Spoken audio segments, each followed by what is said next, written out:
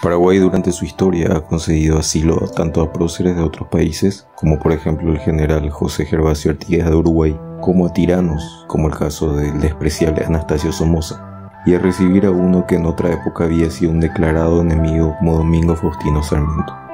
Esto solo para señalar los nombres de mayor repercusión a nivel colectivo, pero también es sabido que debido a los bajos niveles de control fronterizos, muchas veces se adentraron en el país personas que iban ocultándose de la ley, ya sean sus causas conocidas o no para el resto de la población.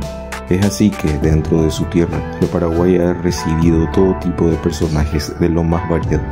Pero el caso que hoy nos compete es el de un hombre que intentó asesinar nada más y nada menos que al presidente de Francia, y tras fallar en su atentado decidió vivir el resto de sus días en el Paraguay. La cuestión es la siguiente. Cuando el general Charles de Gaulle era presidente de Francia en los años 60, tenía como uno de los principales problemas de su gobierno el deseo de independencia de Argelia, país al cual Francia tenía sometida como una colonia desde 1830, sujetando así al país a sus leyes y decisiones.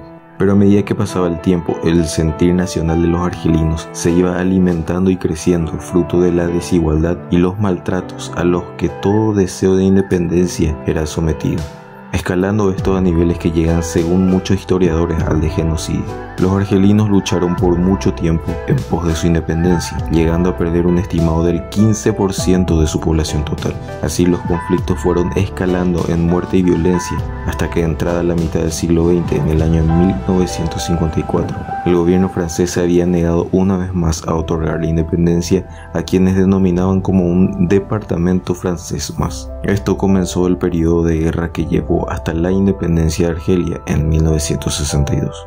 Como en toda guerra, había varios bandos: los franceses, que estaban a favor de la independencia de Argelia, los que estaban en contra, tanto así como los propios argelinos que deseaban decidir por ellos mismos. Es en ese ambiente de cosas en donde nace George Wattin, que si bien era argelino de nacimiento, se sentía más francés que los mismos franceses. Pertenecía al sector de los colonos que deseaban mantener a Argelia sometida a Francia. Este ingeniero agrónomo y militar se unió hacia uno de los sectores radicalizados del activismo por la no independencia de Argelia, implicándose en varios hechos armados que tuvieron mucha resonancia en su época. Se volvió un enemigo del presidente de Gaulle cuando este se manifestó en favor de la independencia argelina, como un modo de dejar de causar más muertes y de brindar a ese pueblo la capacidad de autogobernarse. Todo esto desembocó en un referéndum en el cual votaron los franceses y el sí a la independencia ganó. Wattin, teniendo intereses, terrenos, propiedades que ya venían desde sus padres en Argelia, comenzó a participar en la planificación de un magnicidio. En total, durante el gobierno de Charles de Gaulle, este logró sobrevivir a unos 20 atentados en su contra, pero los más sonados fueron aquellos en los cuales Wattin estuvo involucrado. Destaca uno el 22 de agosto de 1962, donde el pequeño auto Citroën DS en que viajaba de Gaulle con su familia recibió más de 14 impactos de balas, pero saliendo ilesos todos los ocupantes. Una vez pasados estos acontecimientos, uno a uno fueron siendo apresados los perpetradores, menos Wattin, que logró huir a Bélgica y luego pasó también por España y Suiza, en donde fue capturado, pero lograría ser solamente expulsado de aquel país en lugar de ser extraditado a Francia para ser juzgado.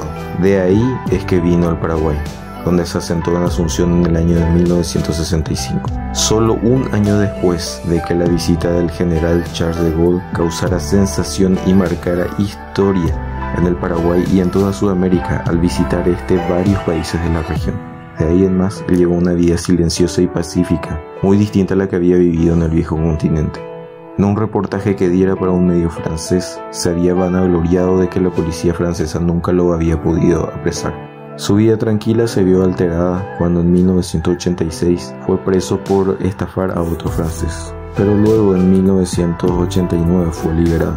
Salió del país por un tiempo, pero tal vez sintiéndose ya más en casa aquí que en cualquier otro lugar del mundo, volvió al Paraguay y falleció en 1994.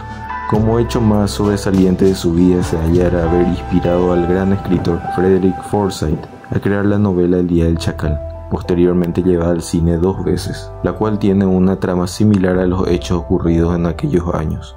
Pero en cuanto a él, murió en un barrio de Asunción, solo y casi olvidado, dejando una página más en esas historias de enamoramiento del país de parte de un sujeto que de buenas a primeras no tenía nada que ver con él. Una página más que curiosa, escrita y vivida en un barrio de Asunción.